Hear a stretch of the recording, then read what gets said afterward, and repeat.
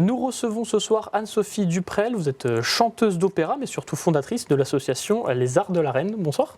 Bonsoir Paul. Alors, vous avez eu l'idée de créer il y a 1 an et demi cette association des Arts de la Reine. Racontez-nous d'où vous est venue un petit peu cette idée. Alors l'idée est venue d'un grand désir en fait de partager la culture.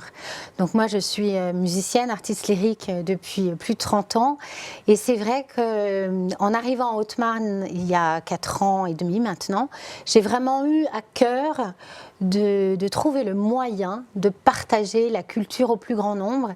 Et du coup, j'ai demandé à une amie d'enfance violoniste, Karine Croquenoy, de partir avec moi dans cette aventure.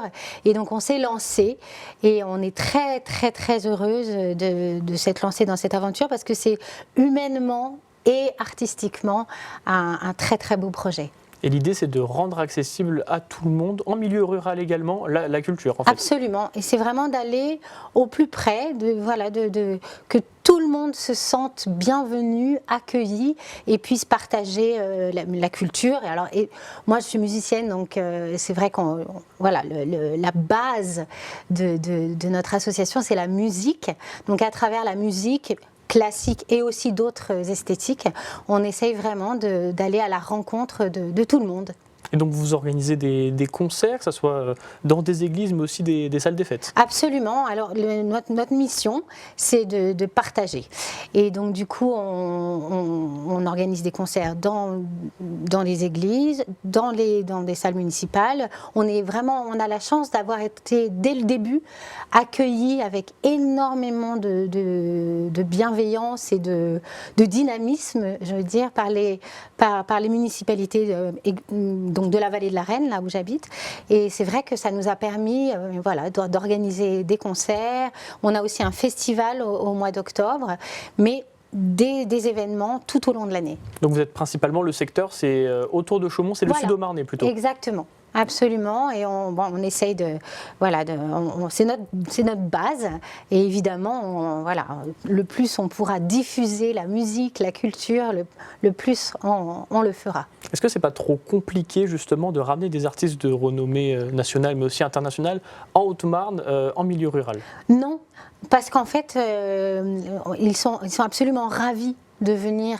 Donc on a la chance d'avoir des carrières longues derrière nous, si j'ose dire, et du coup on a un beau carnet d'adresses, on a beaucoup d'amis, des musiciens exceptionnels à qui on demande de venir, et vraiment ils sont absolument ravis de venir.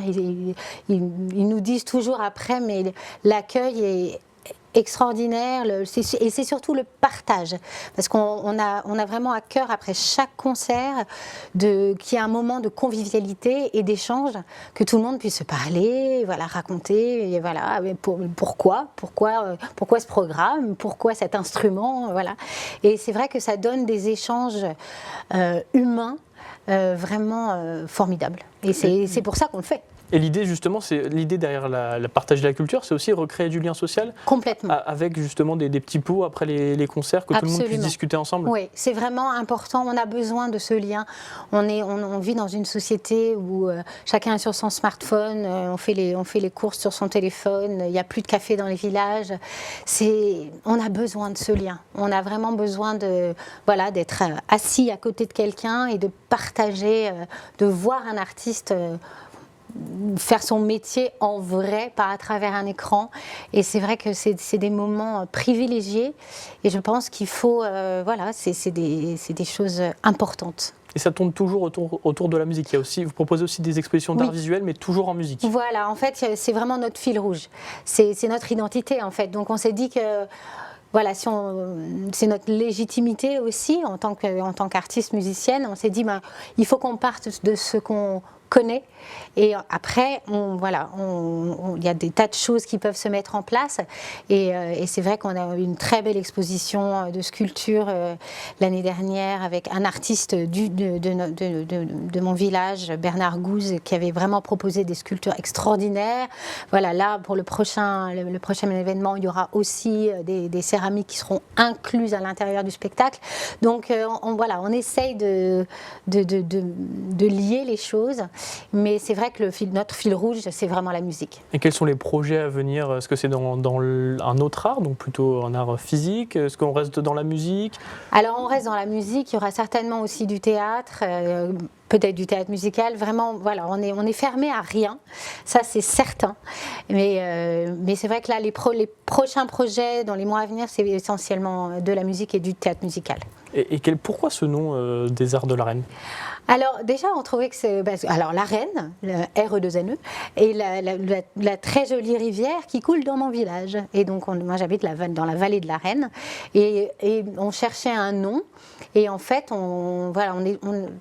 ce nom est venu assez rapidement parce qu'on s'est dit que d'abord ça sonnait bien, il y avait quelques jolis jeux de mots à l'intérieur et du coup c'est simple à retenir et effectivement c'est les arts à disposition de tous, voilà, dans la vallée de la Reine et au-delà. Autour de Chaumont, Voilà, dans le Sud-Marnais. Exactement. Merci beaucoup d'être venu sur notre plateau. Avec grand plaisir. Le prochain rendez-vous, c'est le 19 avril à Absolument. Colombey les deux églises. Tout à fait, on vous attend très nombreux. Merci. Merci à vous.